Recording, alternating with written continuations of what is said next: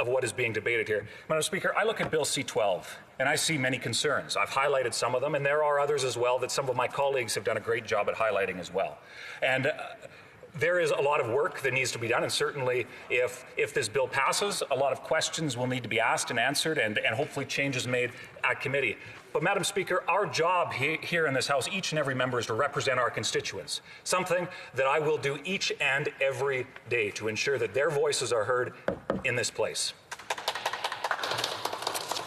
Statements by members. Déclaration des députés. The honourable member for Richmond Hill.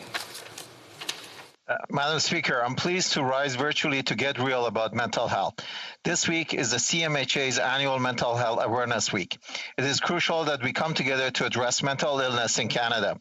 This past month, I had the opportunity to speak with Dr. Samantha Wells from CMHA, whose reported finding of the mental health of Canadians during this pandemic, and Glenn Brimcombe from the Canadian Psychological Association, whose team is studying mental health parity in Canada. Both have highlighted the importance of evidence-based research and direct impact of COVID-19 on Canadians' mental health. As well, my friend from other chamber, Dr. Kutcher, remind us of the 5 principles that we need to stay well: exercise, sleep, support system, healthy practicing, and help others. I want to thank the organization in my riding who are doing the great work on the ground: Home on the Hill, Craftsman Center, CMHA York Simcoe, 360 Kids, and Ample Labs. Let's keep... Member for Sherwood Park for Saskatchewan.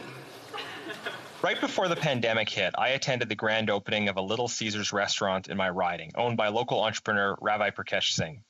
Tragically, in the early morning hours of Saturday, April 24th, this business, along with 5 others, burned to the ground.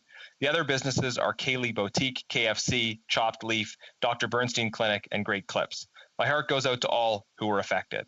This terrible event comes on top of all of the strain and pain that local business owners and their employees have been experiencing. Literally or metaphorically, many have seen decades of hard work go up in flames. I want to recognize the Strathcona Fire Department, who worked through the night of the fire to contain the damage. As always, our community comes together in the face of tragedy, with GoFundMe pages launched and random gifts delivered to the lawns of business owners. I took my kids to an ice cream store owned by the proprietor of the same Little Caesars that was destroyed. Eating ice cream is a form of solidarity that my children would like to see us practice more often. I am so honored to represent Strathcona County and Fort Saskatchewan. Strong community and social solidarity will continue to get us through and keep us moving forward. Windsor and I had it so nicely. Yes, please. Windsor Tecumseh. Madam Speaker, today Polish Canadians across Canada and abroad will celebrate the 230th anniversary of the adoption by Poland of the Constitution of May 3rd, the first written constitution in modern Europe and the second constitution in the world after the United States. The Constitution of May 3rd introduced bold and progressive democratic reforms that included a constitutional monarchy and the separation of powers between branches of government. Here in Canada, Polish Canadians traditionally celebrate Constitution Day by gathering in Polish halls and church basements to sing hymns, enact plays, recite poems, and reflect on Poland's legacy of fighting for freedom. This year, though we will celebrate a little differently, I join all Polish Canadians in commemorating this important holiday, one that reminds us we must always stand on guard for democracy and our rights and freedoms. And I join all Polish Canadians in reciting the beautiful words, Witaj Maj, 3 Maj, dla Polaków błogi raj. Thank you, Madam Speaker. The Honourable Member for Montcalm. Madam Speaker, this week is the 70th Annual Mental Health Week. This year's theme is Get Real.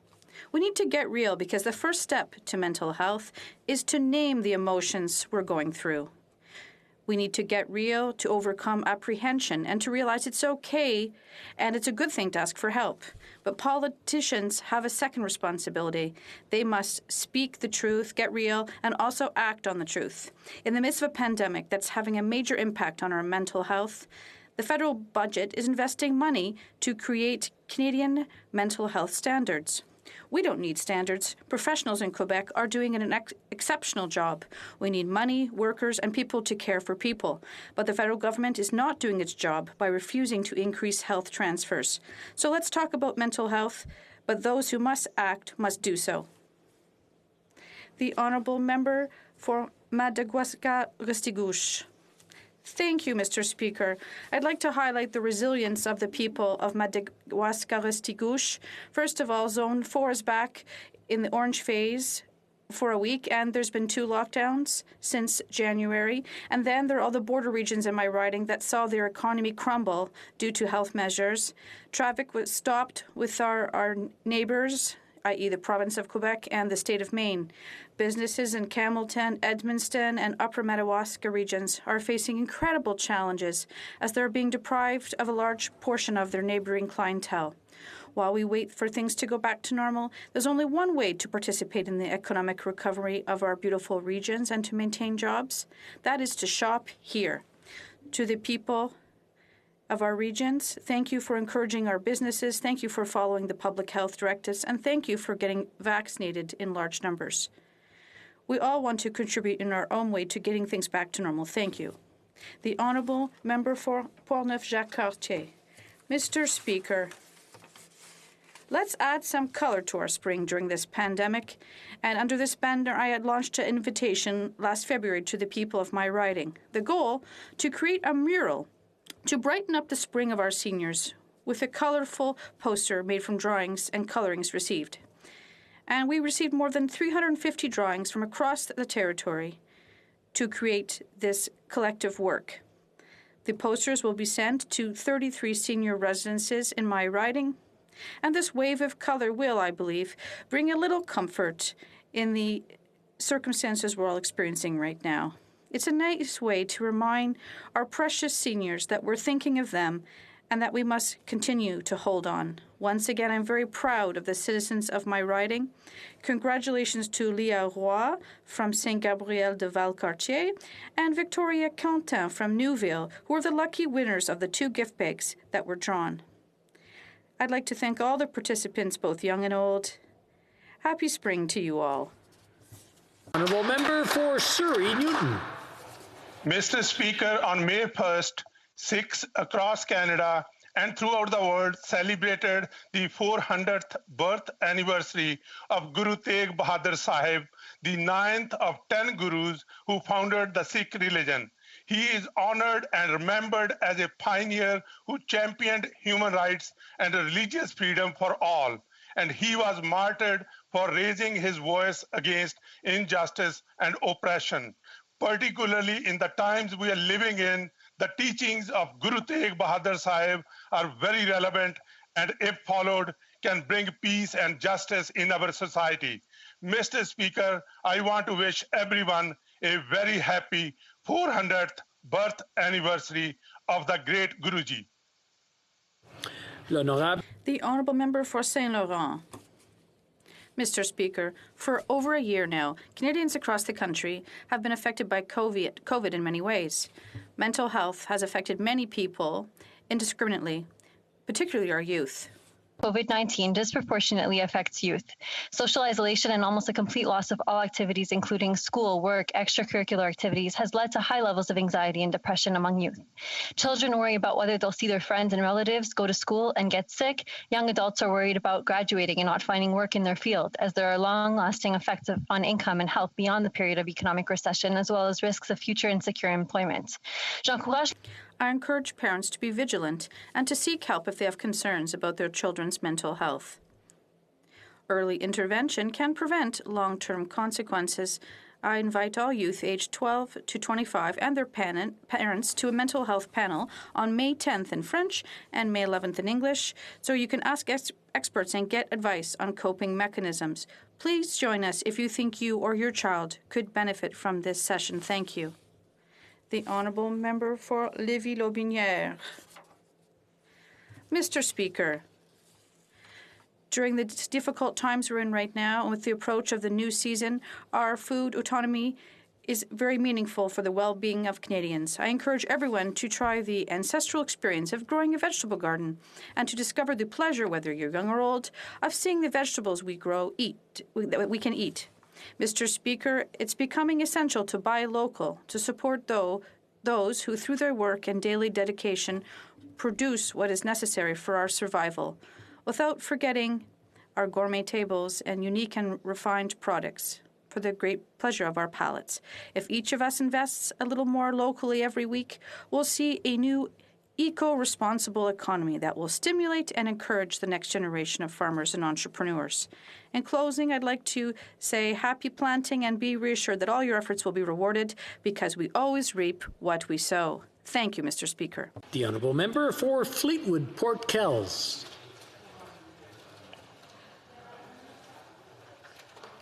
I believe the Honourable Member's on mute. We go. That should have it. Sorry about that. Mr. Speaker, thank you very much for this opportunity. Throughout the pandemic, our government has been there with supports for Canadian businesses, and we've had amazing partners. At home, our Fleetwood Business Improvement Association and Executive Director Dean Barber have guided our Fraser Highway business community through these difficult times, helping them adapt to pandemic realities, making it fun and rewarding for people to shop close to home. I can report that we have 12 more small businesses with open doors now than we had before the pandemic. And as Surrey grows into the industrial heart of Metro Vancouver, another shout out must go to the Surrey Board of Trade's Executive Director, Anita Huberman, who always tirelessly advocates for businesses large and small. And I must add, very effectively for the supports our government has provided. So today, it's a parliamentary salute to Anita, Dean, and every local BIA, Board of Trade, and Chamber of Commerce. Great partners for business, great partners for government, too. The Honourable Member for Sarnia-Lambton.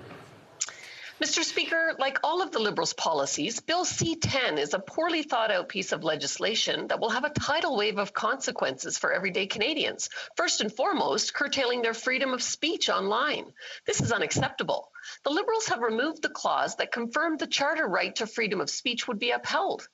Looking deeper, Canadians can see the Liberals' effort to give the CRTC policing powers to oversee user-generated content, giving them the power to order takedowns of online content it deems objectionable. Mr. Speaker, by what right can the Liberals or the CRTC judge whether someone's content is objectionable? Do we not have freedom of expression in this country? Who made the Heritage Minister the arbiter of acceptable content? A former CRTC commissioner says this is a full-blown assault on the foundations of democracy, and Conservatives will not stand for it. C-10 must be withdrawn or amended to protect freedom of speech in Canada. The Honourable Member for Caribou, Prince George. For 70 years now, the Canadian Mental Health Association has recognized Mental Health Week, and today marks the beginning of yet another. Thankfully, the conversation around mental health, mental illness, and mental injury has evolved over the last 70 years. The stigma associated with mental illness has been reduced, but this isn't good enough. Ultimately, the stigma must be eliminated. 1 in 5 Canadians experience a mental health issue in any given year, but all have mental health. Sadly, the last year of lockdowns, isolation, job losses, and uncertainty has led to more anxiety, depression, and suicidal thoughts and feelings. As we begin Mental Health Week this year, my message to Canadians is this: it's okay not to be okay. These are not normal times, but we will get back to normal. There is a light at the end of the tunnel. You are loved, and the world is a better place because you are in it. Please check on your family, friends, neighbors, and colleagues. Talk to them. But more importantly, listen and be kind. Let's continue the conversation and let's end the stigma. Mr. Speaker, there is no health without mental health. The Honourable Member for Winnipeg Centre. Thank you, Mr. Speaker. Today, I wish to honor one of my heroes, my niece, Hannah Turner. Hannah is a leader, courageous, kind, loving, wise, and at only 18 years of age, she has continued to rise. In spite of uncontrollable life circumstances, losing her father at age 11 and supporting her mother, my courageous sister, Sarah Gazan, through 2 bouts of breast cancer. She is a basketball star, an A-plus student, a mentor, a friend, and a leader who walks on the earth in non-judgment. Hannah is so funny, a brilliant writer, and such a dear friend to me. Hannah gives me hope that we will achieve a better world for all. Hannah has vision and walks through life with dignity. Hannah is graduating this year, top of her class. I love you, Hannah. You make Auntie so proud. You are my hero. The Honourable Member for Rivière-des-Mille-Îles. Thank you, Mr. Speaker. It is as a former principal of the De Montaigne High School that I'm addressing you today because I'd like to pay tribute to the departure of a pillar of our high school, and his name is Marcel Charret. A full-time volunteer for 2 decades, Marcel held the honorable position of the president of the foundation of the De Montaigne High School, which Mr. Antonio Lavigne and I co-founded in 1997. Dear Marcel, for decades, you have graced the halls of our venerable institution that is this high school. You know it. Everyone knows you, and you've made the place a more beautiful place.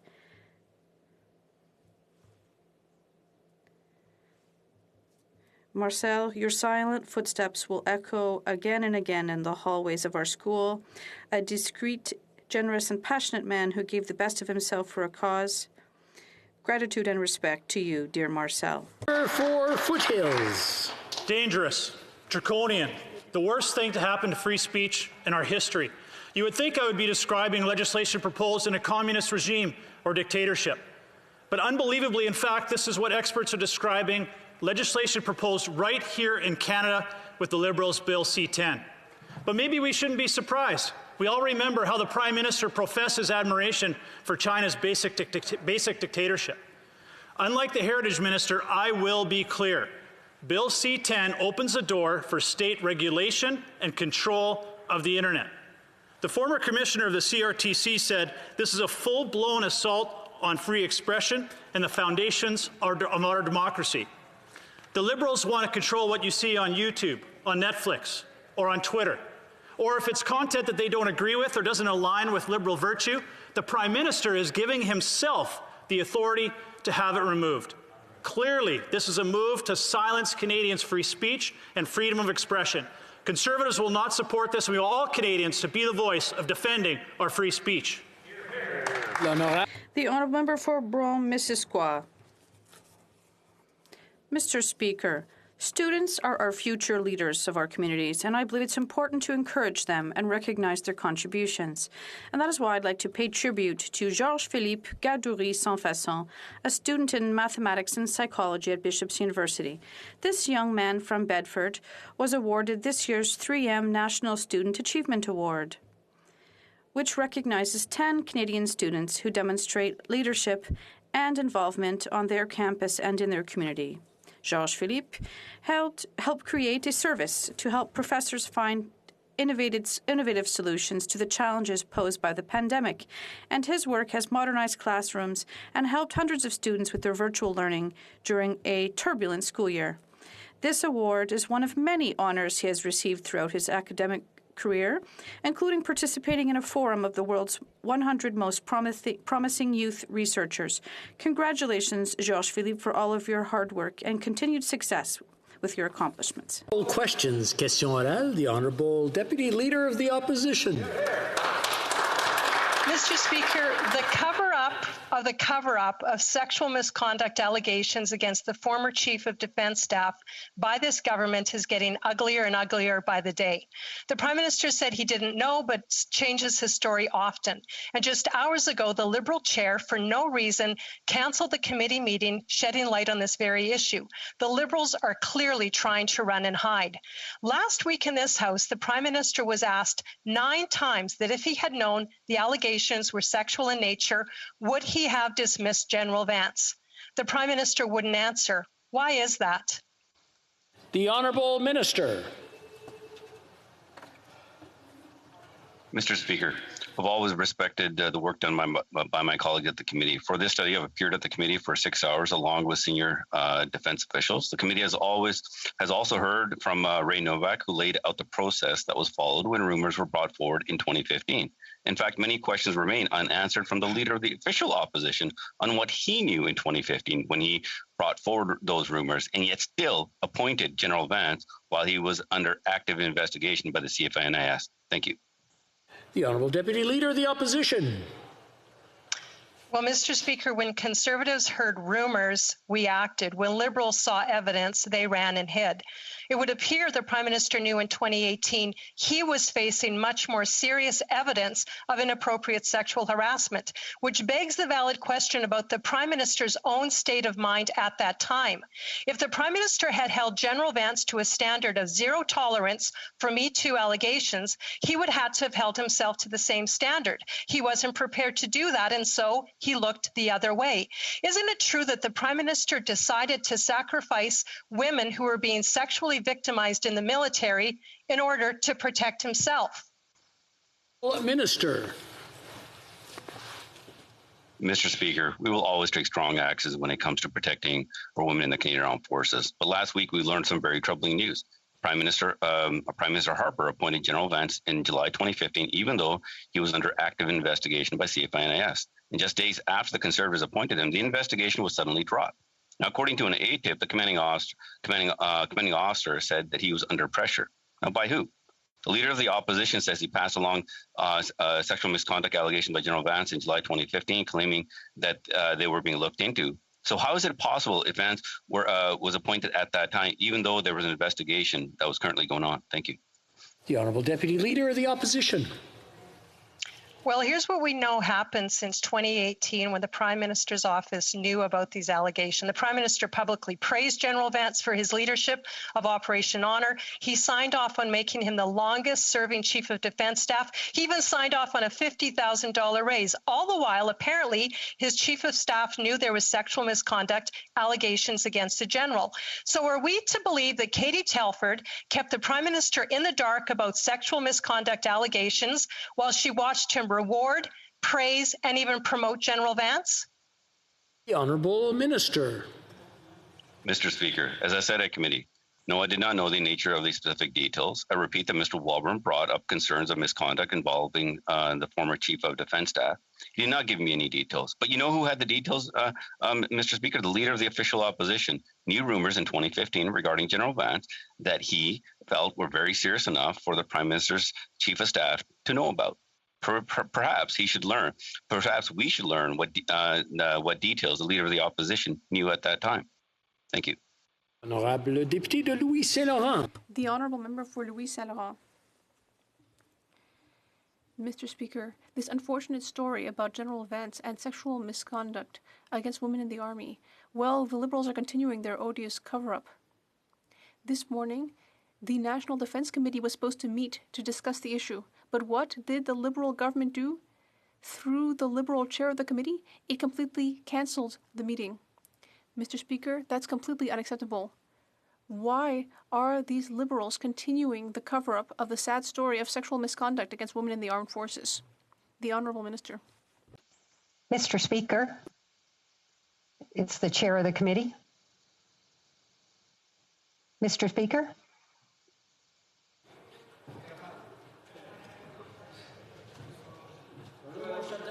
Mr. Speaker. The Honourable Member for Carleton, Canada, please proceed. All right, thank you very much, Mr. Speaker. I respect the work of all my colleagues on all committees, and I take my responsibilities as chair of the National Defence Committee very seriously, and I've worked hard to serve the members of the committee in an unbiased way. This should be about improving the lives of the women and men of CAF. It should be about respecting and supporting survivors and those impacted by this abominable behavior. And it should be about preventing more abuse and trauma. The committee is developing recommendations for the government to this end, and the committee will be meeting later this week. Thank you. Honorable Député de... The Honourable Member for Louis Saint-Laurent. Best way to go deep into the reality is to shut down the committee, as the Honourable Member did this morning. Monsieur le Président, si la députée est prête... Mr. Speaker, if my colleague is ready to answer questions, perhaps she can explain why the Chief of Staff received on March 2nd, 2018, an email which said textually that this was a case of sexual harassment, whereas the Prime Minister keeps telling us that for 3 years no one up in his office seemed to know that it was a matter of sexual harassment. According to the chair of the committee, who is telling the truth? Mr. Speaker, as I said at committee, that I did not know the nature of the specifics of the details. However, and I want to repeat, Mr. Walburn brought up concerns of misconduct involving the former Chief of Defence Staff. He did not give any details. But you know who had the details, Mr. Speaker? The leader of the official opposition knew of rumors back in 2015 regarding General Vance that he felt were so serious enough that that he had to inform the Prime Minister's Chief of Staff. Perhaps we should learn more about these details from the leader of the official opposition. Thank you. L'honorable député de la Prairie. The honourable member for La Prairie. Mr. Speaker, the culture of silence in the Army is extremely concerning. Yesterday, ex-Ombudsman Gary Walbourne repeated that he had clearly specified to the Minister of Defence that he had received a complaint about inappropriate sexual behaviour concerning former Chief of Defence Staff Vance. He repeated that the Minister refused to examine the complaint. He says that he doesn't know, but he refused to look at the complaint. He defended himself by saying that the subject of the complaint was not important. Does the minister realize that he contributed to the culture of silence in the forces? The Honourable Minister. Mr. Speaker, we are absolutely committed to rooting out any type of misconduct from the Canadian Armed Forces. As I stated before, and at committee, that did not know the nature of the specifics of the case, that Mr. Walbourne brought up concerns of misconduct involving the former Chief Defence Staff. And then immediately, Mr. Speaker, we took action. And then that action was followed up the following day, Mr. Speaker, by PCO officials to contact Mr. Walbourne so that further action could be taken. Thank you. L'honorable député de la Prairie. The honourable member for La Prairie. When you don't want to listen, it's easy to turn a deaf ear. The minister appointed Louise Arbour to address a culture of silence that he himself embodies. He voluntarily turned his eyes away from this complaint regarding the ex-Chief of Defence Staff. He was brought the allegations, but he refused to become aware of them. How does he think that Madame Arbour will judge people acting like him? He is the reflection at Cabinet of the culture of silence in the Army. Does he really think that Madame Arbour will decide that he is part of the solution? The Honourable Minister. Mr. Speaker, I want to be very clear, and I disagree with the assertions that the member is making. Any misconduct is taken extremely seriously, Mr. Speaker, and that's exactly what we did to take immediate action. But no politician should ever be involved in any type of investigation for any type of interference, Mr. Speaker. That information was followed up immediately, and by the very next day, the Privy Council followed up.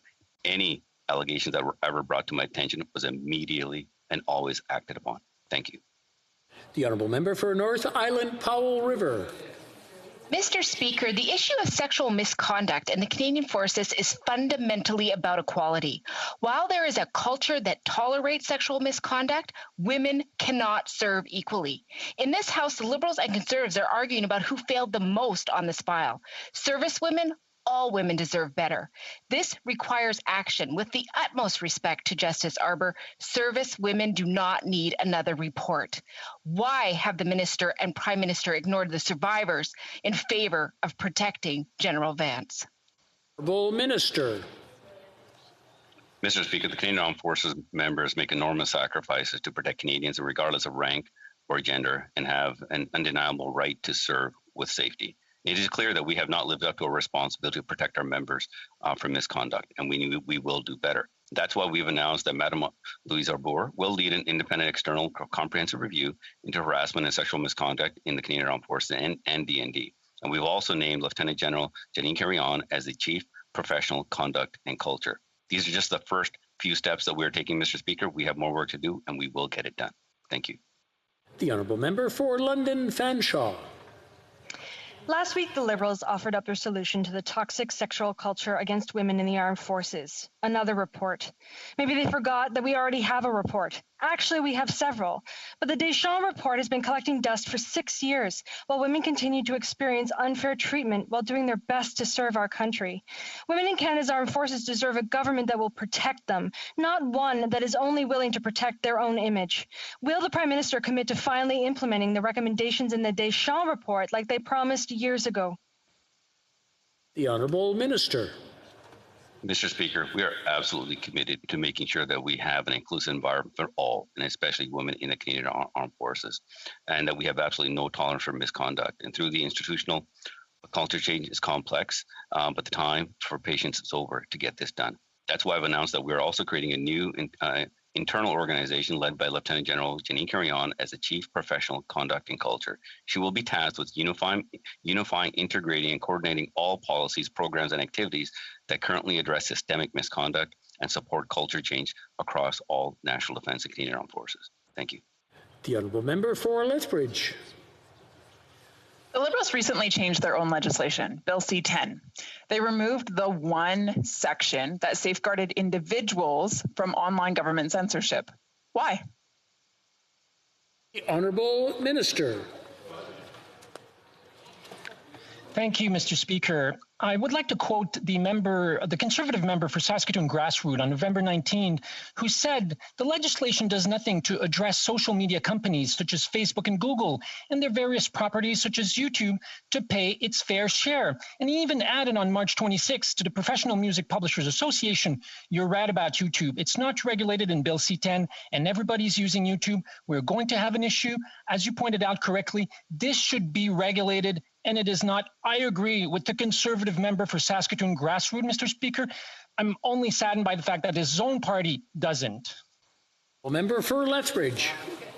It's sad that the minister still doesn't have an answer to this question. It's been asked for days now, and still he continues to point to big organizations like Google and Facebook rather than talking about the protection of individual rights and freedoms, which is the question at hand.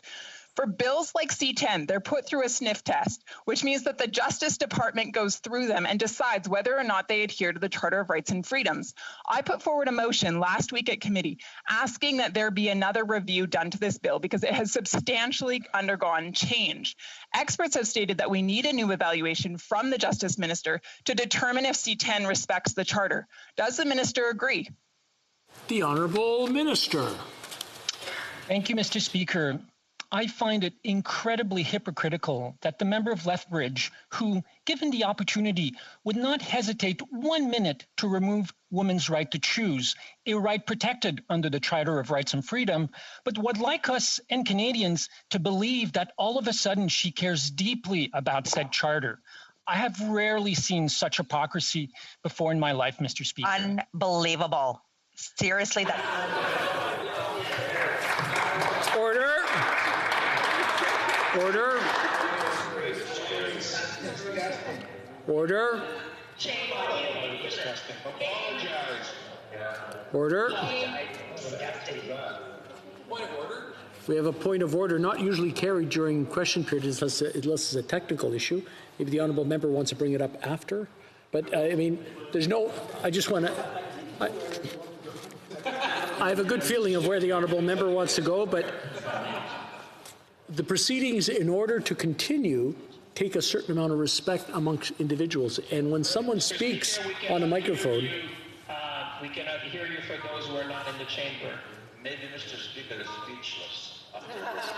Okay, let's try this again. I believe the technician had to resort to muting everyone, including the speaker, which is not a good way to run a chamber. I'm sure you'll all agree, but we have to have some respect for each other. And heckling online in a virtual setting really breaks everything up. And respect does go both ways. I'll agree with the honourable member. The honourable member for Lethbridge. Again, because this minister lacks answers to the real questions that Canadians have, he resorts to attacking me on a very personal level. It's incredibly inappropriate, and I look forward to his apology at the end of the day. Nevertheless, at committee last week, Conservatives put forward a motion that would ensure that this newly modified bill is still compliant with the Charter and protects the fundamental rights and freedoms of Canadians. As legislators, this is our utmost responsibility. It is always the right thing to contend for Canadians' charter rights. Nevertheless, the Liberals shut down debate on our important motion last week. Why? Honourable Minister.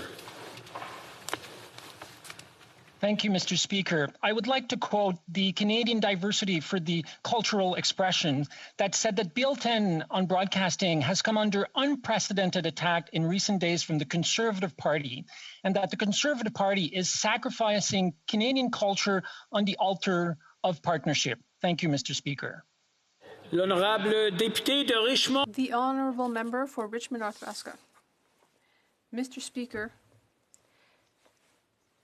There is an extremely long list of experts who have come out categorically against the new liberal version of C10, a former CRTC commissioner, former national commissioners of the CRTC, lawyers, university professors, free speech experts. They've all said that C10 goes much too far and that it crosses a line. Why do the minister and the Liberal government refuse to listen to these experts? The Honourable Minister. Thank you, Mr. Speaker. I'd like to quote the leader of the Publishers Association. He said that my colleague and the Conservative Party of Canada have chosen partisanship over Canadian culture. The study of C10 is not even over. Freedom of speech is not threatened. The only party that is threatening freedom of speech is yours. It's purely political. The Conservative Party of Canada cares more about the web giants than our culture. The Honourable Member for Richmond Arthabaska. Mr. Speaker, whether the Minister wants to admit it or not, the list of opponents grows day after day, and the Minister knows that very well. And he also knows that his new version of C10 doesn't do anything to protect freedom of speech. In fact, it undermines it. It's an affront to our democracy. I will quote Michael Geist, emeritus law professor at the University of Ottawa. He said, "This is the most anti-internet government in the history of Canada." That's not the Conservative Party saying that. It's Michael Geist, emeritus law professor. Why won't this minister and his government listen to experts? Period. The Honourable Minister. Thank you, Mr. Speaker. This time, I will quote the President of the Federation of Communications and Culture, who said directly to the Honourable Member for Richmond Arthabaska. He said, "With all due respect, we had many discussions where you agreed with C10. You helped us flesh out the bill. You know that this bill does not target users of social media or threaten freedom of expression.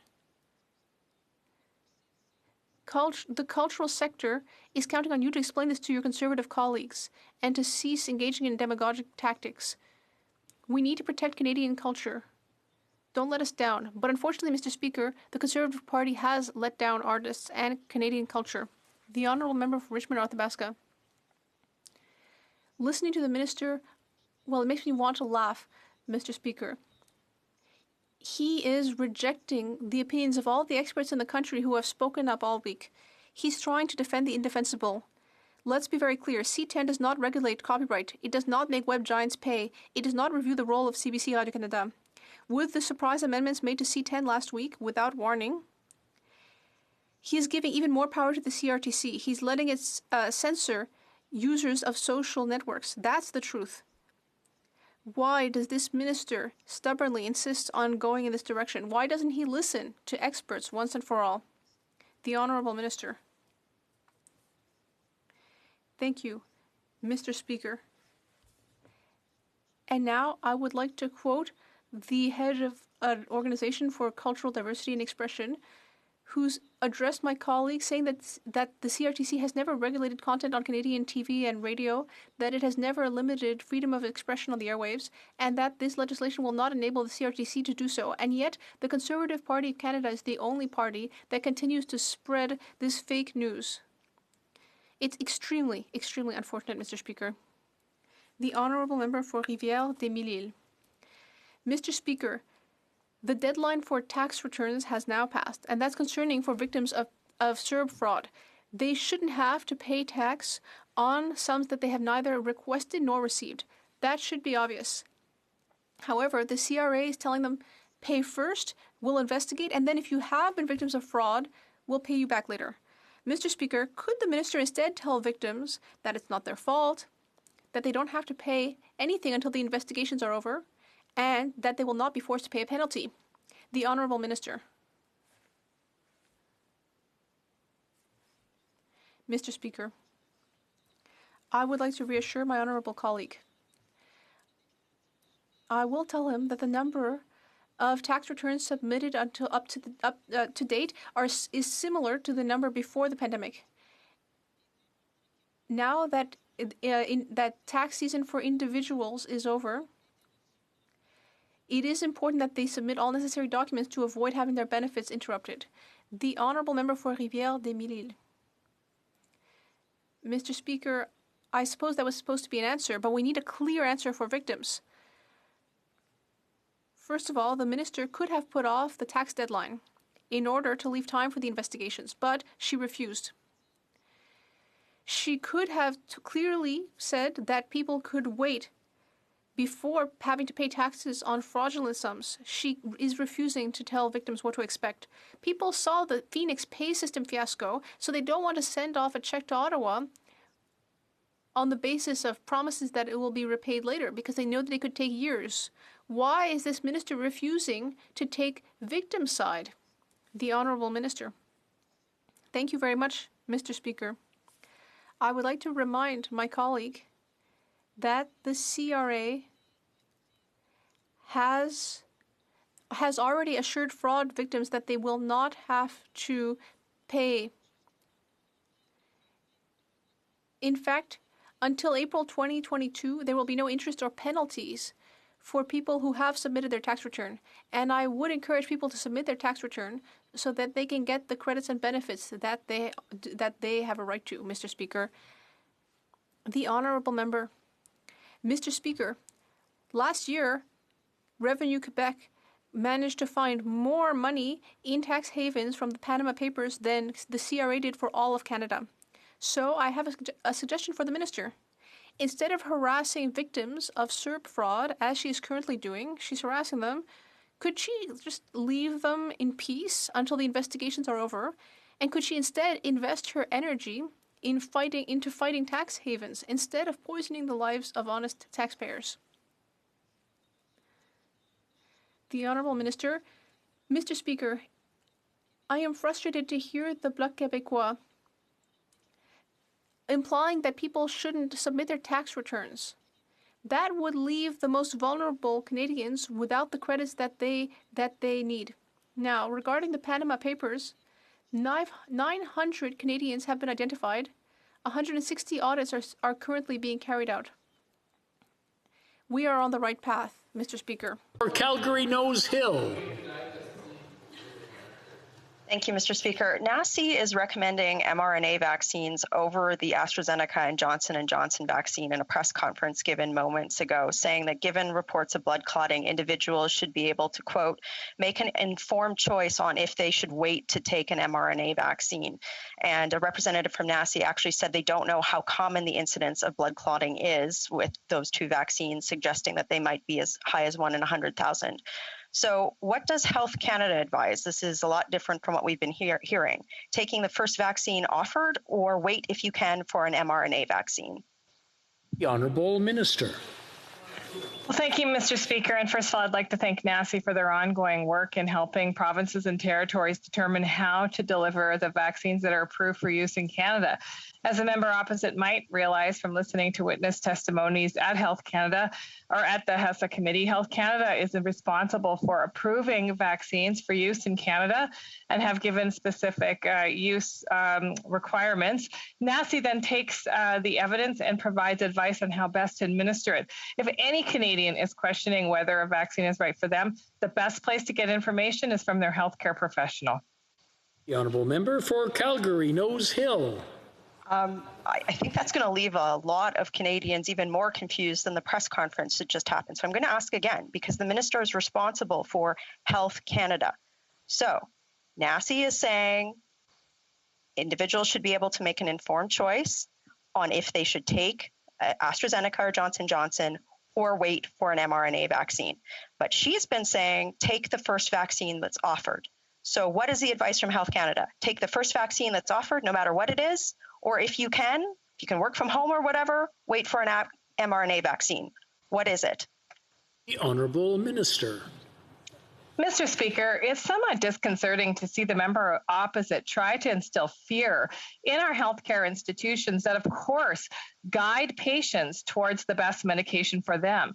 These vaccines are being delivered by healthcare professionals who know how to screen and ask the correct questions and to determine which vaccine is indeed the best for that particular patient. And for her to imply that patients would not get that expertise advice from their medical professionals is really a lack of confidence in all of our provincial and territorial partners who are doing so much work to ensure that Canadians get the right vaccine for them. L'honorable député de Charbot. The Honourable Member for Charles-Saint-Charles. Mr. Speaker, we learned today that, on the orders of the Prime Minister, the chair of the Defence Committee cancelled the meeting of the committee that was supposed to be held today. Her contempt for the parliamentary process is clear because she didn't even give committee members a reason for this cancellation. This is another shameful attempt by the Liberals to cover up for the Prime Minister's inaction on sexual misconduct in the forces. From one lieutenant colonel to another, when will the chair stop covering up for Katie Telford? When will she call for another meeting of the committee? Mr. Speaker, I have all the respect to work done. Did you send it to Sajjan? Order. Order. I'm not sure exactly where that language came from, but I believe we as parliamentarians deserve an apology. Now, order.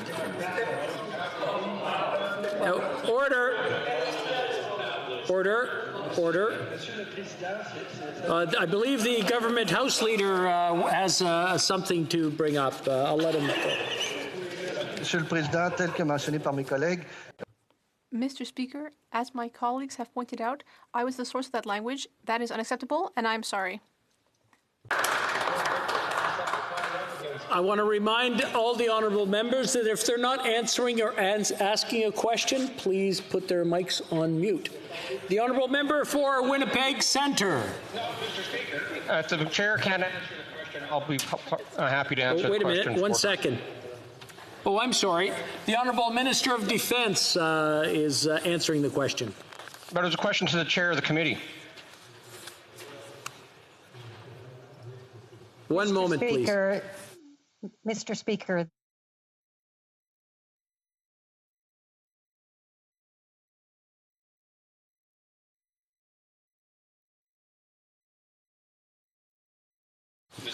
After consulting with the table officers, the question was not directly answered at the chair of the committee. But if she wants to, I guess I can leave it. I'll leave it up to her to decide. Yes, please. Thank you very much, Mr. Speaker. I would like to assure my colleague that the Defence Committee will be meeting at its normal time this coming Friday at 1 o'clock. Thank you. The honourable member for Winnipeg Centre. Mr. Speaker, a national action plan to implement the calls to justice in response to the national inquiry into missing and murdered Indigenous women and girls is almost 2 years late. And every time I try and get an update from the minister, she tells me she's working on it. Another woman goes missing or murdered. I'm working on it. A girl goes missing, leaving their family searching for their loved one. We're making progress. A 2S LGBTQIA individual is beaten.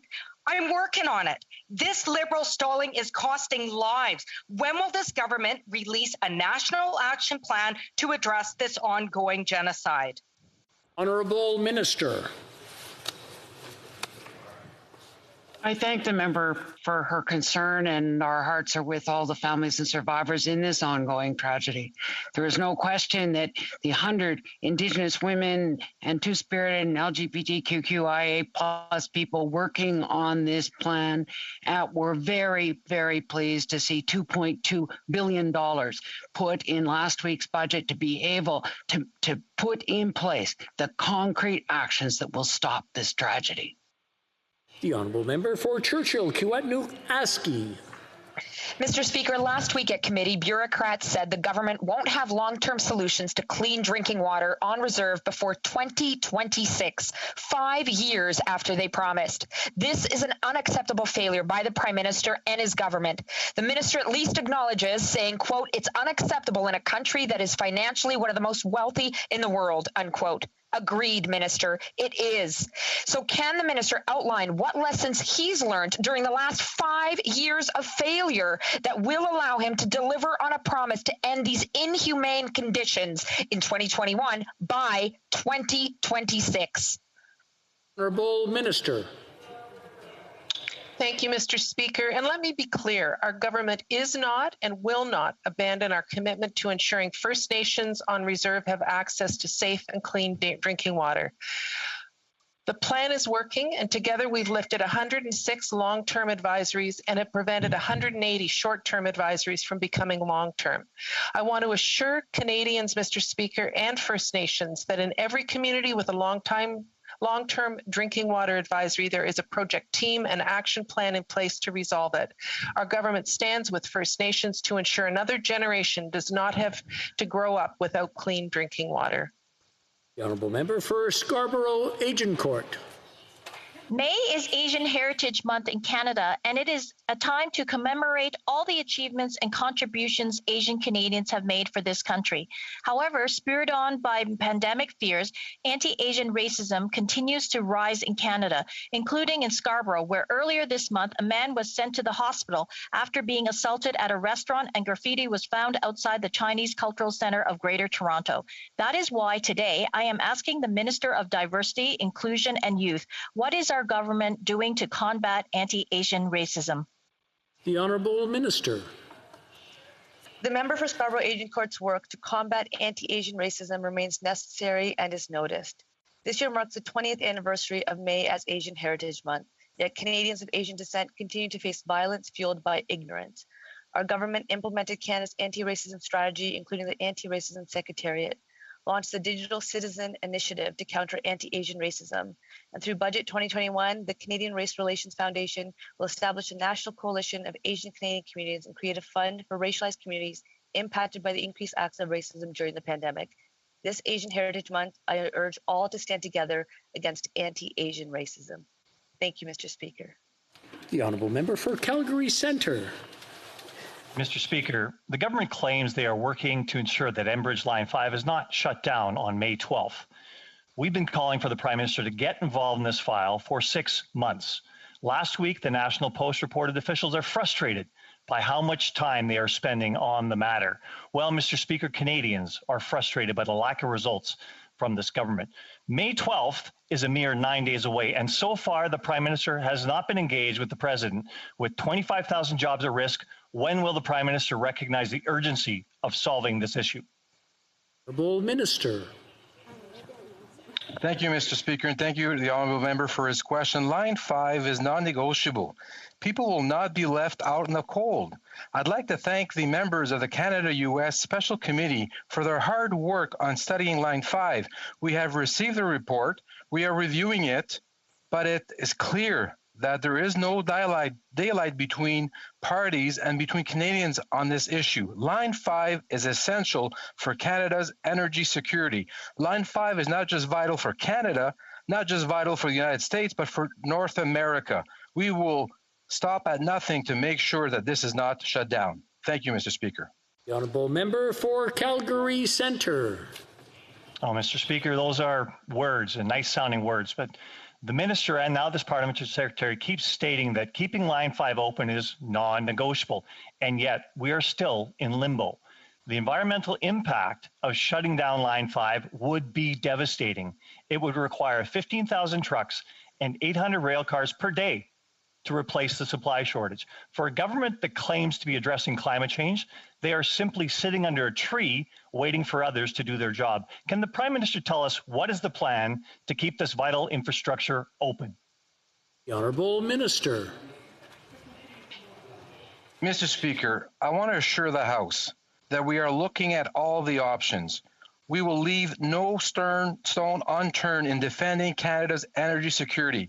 We are working on the political level, the diplomatic level, and the legal level. We are ready to intervene at precisely the right moment. Line 5 is non-negotiable. We're standing up for energy workers and for Canada's energy security. People will not be left out on the cold, Mr. Speaker. Honourable member for Sherwood Park, Fort Saskatchewan. Last week at committee, the Minister of International Development claimed that hateful content in UNRWA-produced materials was not produced by UNRWA and was removed last year. But a February impact report demonstrates the continuing presence of hateful content in UNRWA-produced study materials, materials which denounce Arab states over the Abraham Accords and call for the banishment of Jews from Israel. Could the minister confirm that she is now aware that hateful content persists in UNRWA-produced materials and tell the House what she intends to do about it? The Honourable Minister. Mr. Speaker, as I have said numerous times, this government stands against anti-Semitism, and we have been very clear about that.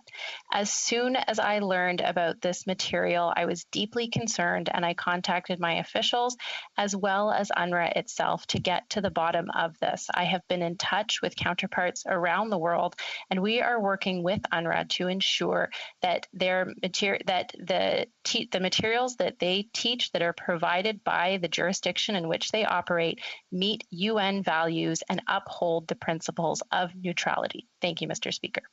The Honourable Member for Sherwood Park, Fort Saskatchewan. Mr. Speaker, the minister says she takes anti-Semitism seriously, but her government is funding it in UNRWA-produced study materials. Again, these are UNRWA-produced study materials. The European Parliament has denounced UNRWA for hateful comments and study materials that it produces and continues to use. But the minister still is badly mischaracterizing the situation by referring to Palestinian Authority textbooks. She had promised an investigation. She's failing to follow up. And Canadian taxpayer dollars are still funding anti-Semitic hate. So when will the minister recognize what is happening and actually take action in response? The Honourable Minister.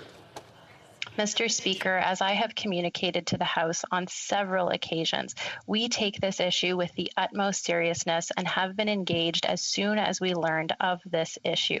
I continue to engage with UNRWA on this, but let me remind the honourable member, UNRWA provides education to 500,000 Palestinian students.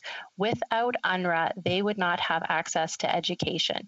We remain absolutely committed to upholding UN values, the principle of neutrality. We will continue to work with UNRWA to ensure that these objectives are met, but we also know that they provide a valuable service to 500,000 Palestinian children. L'honorable député. The Honourable Member for Saint-Jean. Mr. Speaker, the pandemic is not an excuse for immigration failures. Currently, new refugees are being separated from their children for months or up to 2 years because of federal delays. Canada is leaving children behind in countries where conditions are often unsafe, while their parents wait for a decision from Ottawa to finally repatriate them. In addition to the trauma of separation, these children are often subjected to mistreatment and abuse. I know the Minister does not condone the violation of the International Convention on the Rights of the Child, so what is he doing to quickly reunite these families and protect these vulnerable children? The Honourable Minister. Monsieur le Président. Mr. Speaker, I'm very proud of our asylum system. We have made a lot of investments in the system. Over the last 3 years, Canada is the country that has done the most work on repatriation of refugees, including children, and we will continue to play a leadership role on this.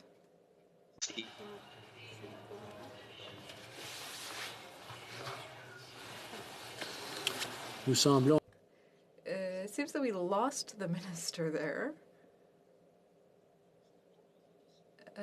I think most of the question was answered.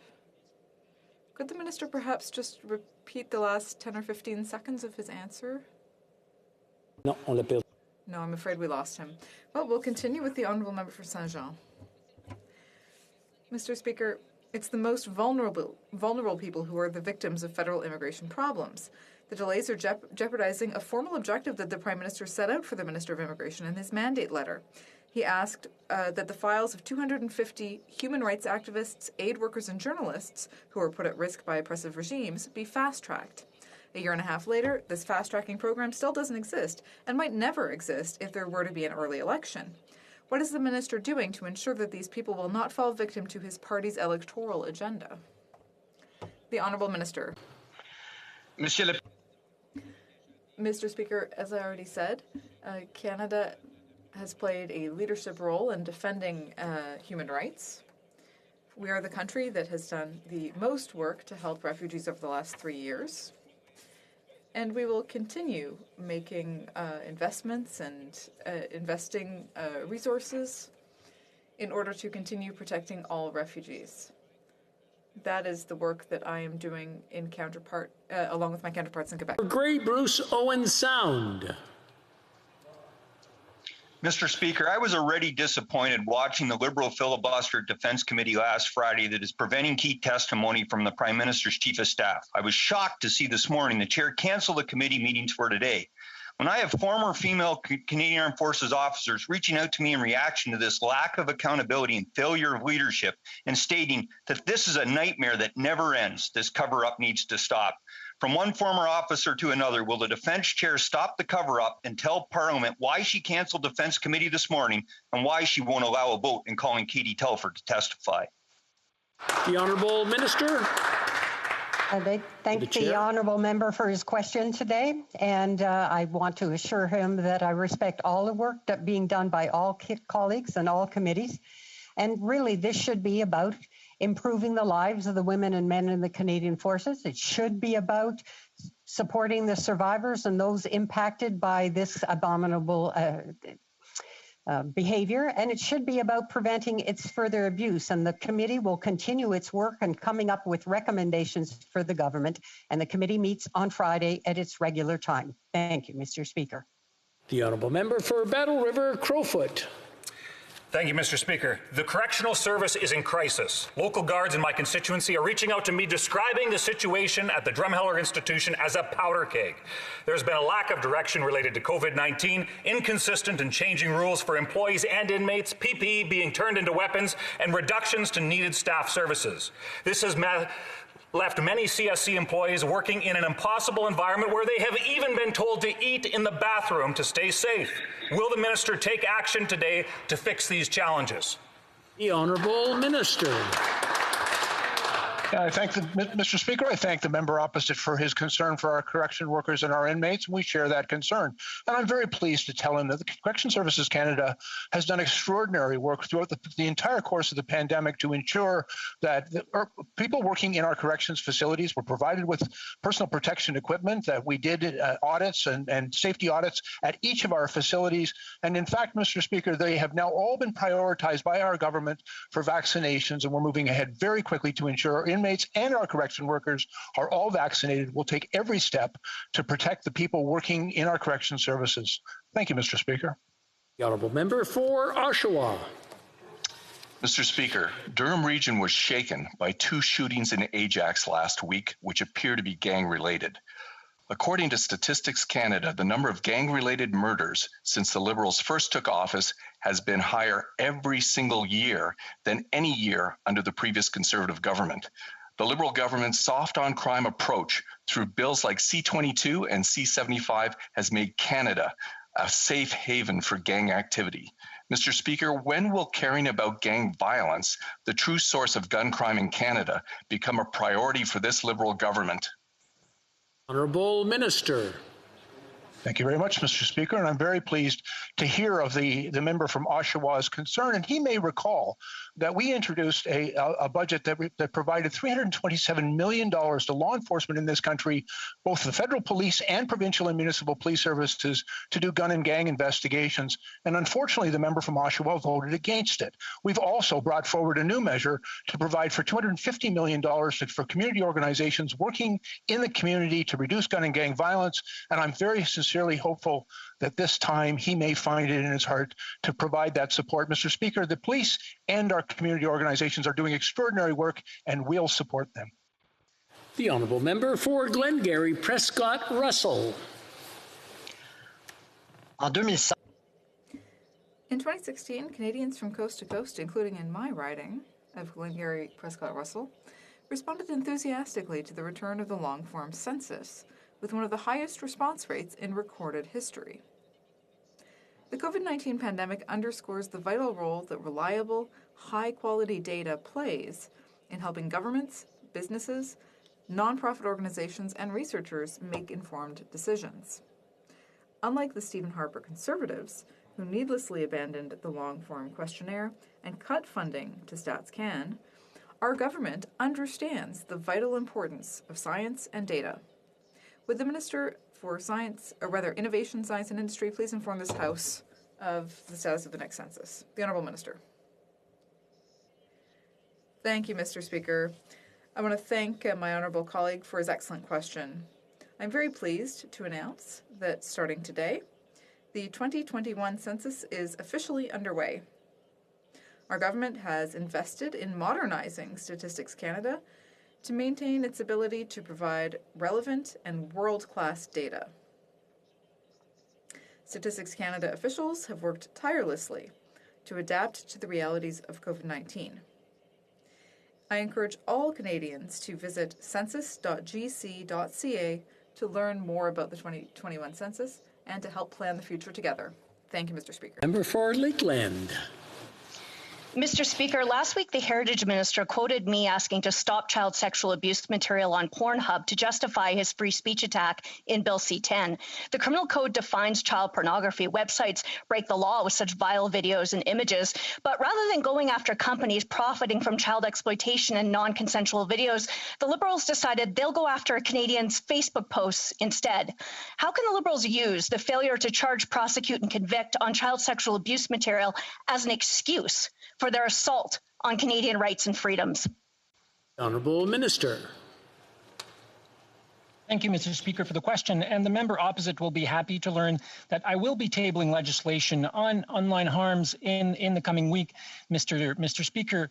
But on the issue of cultural production and the fact that web giants should be paying their fair share, as I was quoting earlier, her colleague, the member for Saskatoon Grassroots, has stated that he wanted us to do that, and we're doing exactly that. But you know what's happening, Mr. Speaker? The Conservative Party got cold feet.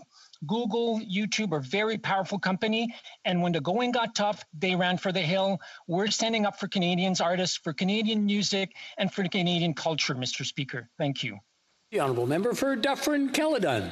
Mr. Speaker, they say imitation is the finest form of flattery, and if so, George Orwell must be blushing with the Liberals' Orwellian attempt through Bill C-10 to control internet content and social media. A few days ago, the minister embarrassingly and incoherently attempted to justify the inclusion of user content in the bill. Canadians are rightfully outraged. Will the minister dump this bill or reprotect user content or insult me like he insulted the member from Lethbridge, or will he again try to explain this inexplainable infringement on Canadians' freedoms? Good question. The Honourable Minister.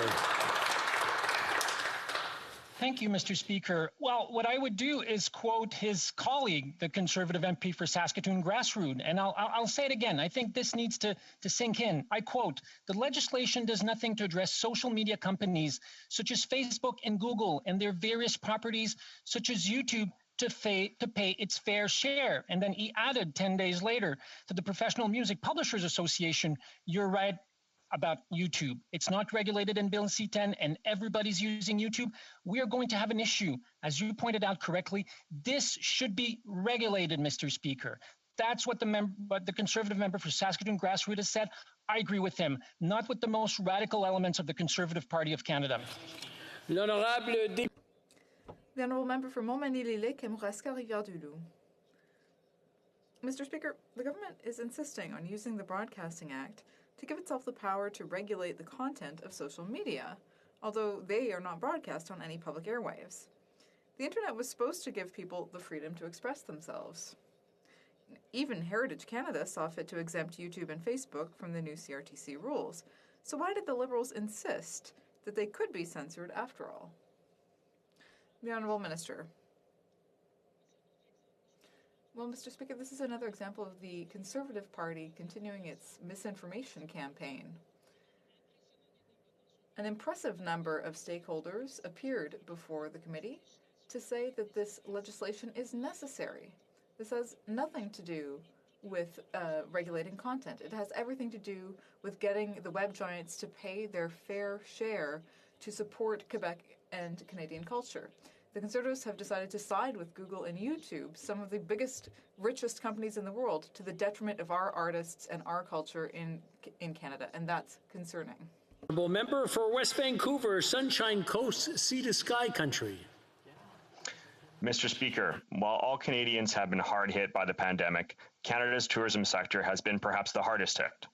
Not only were the people and businesses in this sector among the first to be impacted by COVID-19, when economies reopen, the tourism sector will still take some time to recover.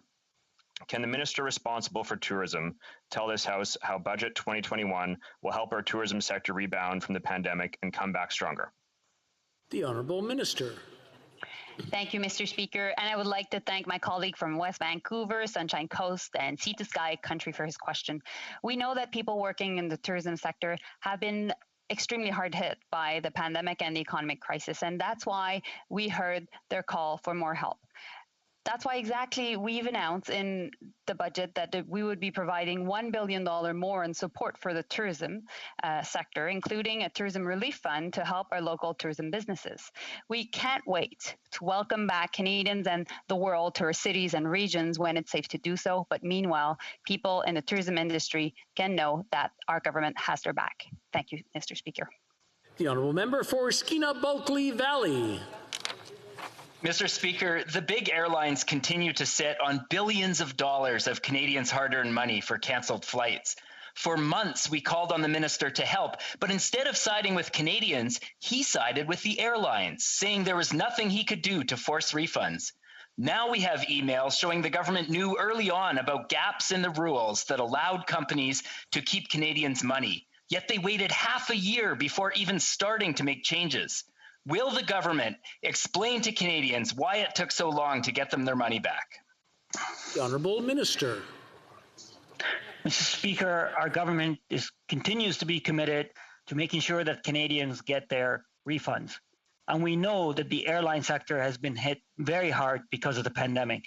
So we've been working with the Canadian Transportation Agency, with the aviation sector, with airlines on making sure that passengers receive their refund. And yes, the honourable member is referring to a letter written by my predecessor last December, but there's been a lot of work prior to that letter. He only sees the letter and he doesn't talk about the months and weeks of work that the previous minister and officials... The honourable member for Hastings, Lennox and Addington.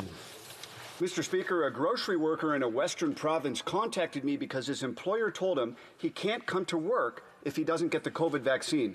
In the USA, the COVID vaccines are authorized under an emergency use authorization. And when a treatment is authorized in this way, it is illegal to force employees to take it. In Canada, we use a similar interim authorization for the vaccines. In the opinion of the minister, should this grocery clerk be fired if he chooses not to take the vaccine? The Honourable Minister. Mr. Speaker, I will decline to comment on the specifics of the individual situation since I would like to understand more about his concerns, but I will say this. There is no federal statute that compels people to get vaccinated. Different workplaces and different settings will require vaccination for a variety of illnesses. For example, many school boards require common childhood immunizations prior to a child being enrolled. These are not unprecedented decisions that employers in some settings have taken, and of course, none of them are federally decided upon. That's all the time we have for question period today. It being 3:12. Got a point of order? Do we want to hold a point of orders? Okay, go ahead. The honourable member for Sherwood Park, Fort Saskatchewan. Well, thank you, Mr. Speaker. It is arising from question period. In light of the exchange that took place regarding UNRWA, I'm hopeful that you will find unanimous consent for me to table the February report of the Institute for Monitoring Peace and Cultural Tolerance in School Education, which details contemporary examples of anti-Semitic hate in UNRWA-produced study materials. This report demonstrates that, contrary to claims by the minister, hateful content appeared in UNRWA-produced materials. And I'd be happy to table that report if there is unanimous consent. Opposed to the honourable member moving the motion will please say nay. I'm afraid we don't have agreement on that. Point of orders. We'll get them all out of the way before we go on. Arising from question period. Very good. Comme il est 15. It being 3:13, pursuant to order made on Monday, January 25th, 2021, the House will now proceed to the taking of the deferred recorded division on the motion of Mr. O'Toole relating to the business of supply. Call in the members. There we go.